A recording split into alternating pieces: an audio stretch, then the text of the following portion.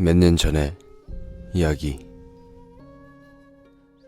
옛날에 제가 살고 있던 마을에는 조그마한 산이 있었습니다. 그 산의 정상엔 곡신의 신을 섬기기 위해 세워져 있던 신사가 있었고, 산 중턱엔 방공호와 오랫동안 방치해둬서 못쓰게 된 우물과 산소가 있었습니다.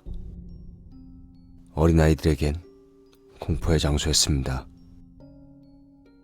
제가 고등학생이 되던 시절엔 3명의 친구들과 담력 시험용으로 그 산으로 가보기로 했습니다. 일단 저는 친구인 A와 함께 한낮에 그 산으로 들어가 먼저 둘러보기로 했습니다. A는 귀신의 존재를 전혀 믿지 않기 때문에 이런 담력 시험에도 겁을 먹지 않는 타입이었어요. 먼저 산 중턱을 돌아봤습니다. 잡초들로 둘러싸인 낡은 우물의 위에는 두꺼운 통나무로 만들어진 뚜껑과 그 위에 커다란 바위가 얹혀져 있었고, 그 모든 것을 철사가 둘러싼 채 떨어지지 않도록 묶어두고 있었습니다. 우리들은 그때 어째서 그 우물의 입구가 그렇게 완고하게 봉인이 되어져 있었는지 더욱더 많은 생각을 해봤어야 했습니다. 그 다음은 그 담력 시험을 그만뒀어야 했고요. 우리들은 산의 정상에 위치한 신사까지 올라가서 담력 시험용 종이 조각들을 곳곳에 숨겨둔 후 예비조사를 마쳤습니다. 밤 12시가 되자 친구들이 모두 모였습니다. 일단 모두 함께 산 중턱까지 올라가서 라이트를 든 채 방공호와 산소들을 비춰가며 주변을 둘러보았습니다.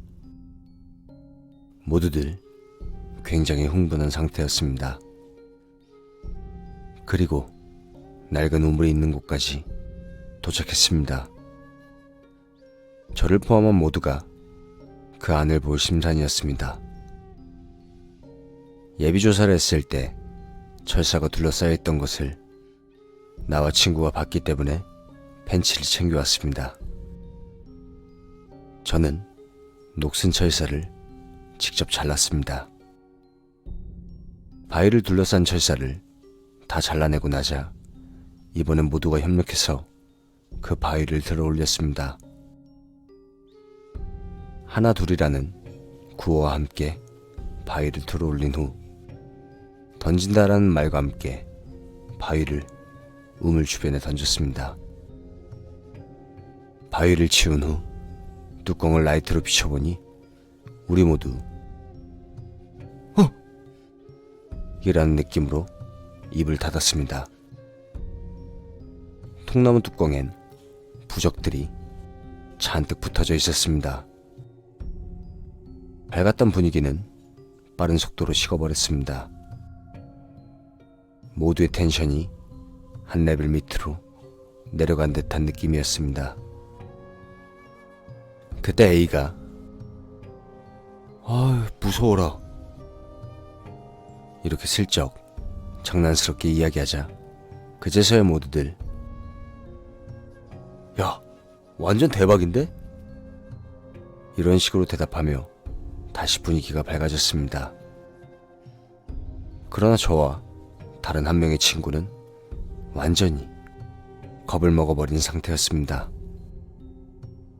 바위나 뚜껑을 치워버릴 때도 그것을 말리진 않았지만서도 지금 당장 그것들로 우물 입구를 막아버리고 싶었습니다. A와 그 친구들은 통나무 뚜껑을 들어올려 그것마저도 던져버렸습니다. 그리고 우물 안을 살펴보았습니다. 그걸 본 저와 친구도 조심조심 우물 안을 보았습니다. 우물 속은 암흑뿐이었고 후레쉬로 비추려고 해도 아무것도 보이지 않았습니다. 우물 안은 쌓을 정도로 차가웠고 냉기가 밑에서부터 올라오고 있었습니다. 모두들 우물 안으로 소리를 크게 지르면서 그 안을 자신들의 목소리로 울리게 만들면서 즐겁게 놀고 있었습니다. A는 그 안으로 침까지 뱉었고요. 목소리가 잘 울리는지 알기 위해 귀를 기울이고 있으니 안에서부터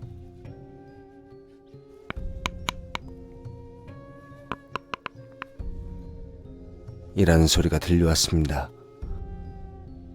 모두들 황당해하는 표정을 하고 서로를 바라보았습니다. 한동안 조용해진 우리들은 다시금 귀를 기울였습니다. 다시금 우물 안에서부터 방금보다 더 확실하게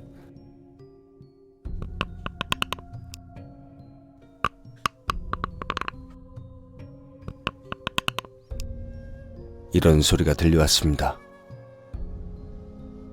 야, 이 소리 뭐야? 이렇게 누군가가 말했습니다. 그때 저는 문득 방금 던져져 버린 뚜껑으로 시선을 옮겼습니다. 그리고 저는 보고 말았습니다. 뚜껑의 뒷면에 새겨져 있는 수 없는 양의 손톱 자국을. 그것을 본 저는 바로 이해했습니다. 이 우물 안에는 뭔가가 있다는 것을. 그리고 지금 우물의 밑바닥에서부터 지상으로 무엇인가가 기어 올라오고 있다는 것을. 온몸으로 비명을 지르며 저는 그곳으로부터 필사적으로 도망쳤습니다. 그런 제 행동에 놀란 모든 친구들이 저를 따라 달려가며 그 장소에서부터 빠르게 도망갔습니다. 그 후에 역 앞에 위치한 패밀리 레스토랑으로 들어가 제가 알아차린 것에 대해 이야기를 나누기 시작했습니다. 모두들 얼굴이 새파래졌습니다. A는 여전히 신용이 가지 않는지 그 손톱 자국을 확인하러 모두에게 가자고 제안했으나 그와 함께 가지 않겠다고 거절해온 바람에 확인을 할 수는 없었습니다.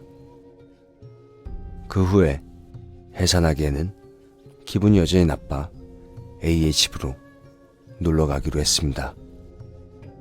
그의 집에 도착해 A의 방으로 들어가 불을 켠 후 문을 닫은 순간 A가 비명을 질렀습니다.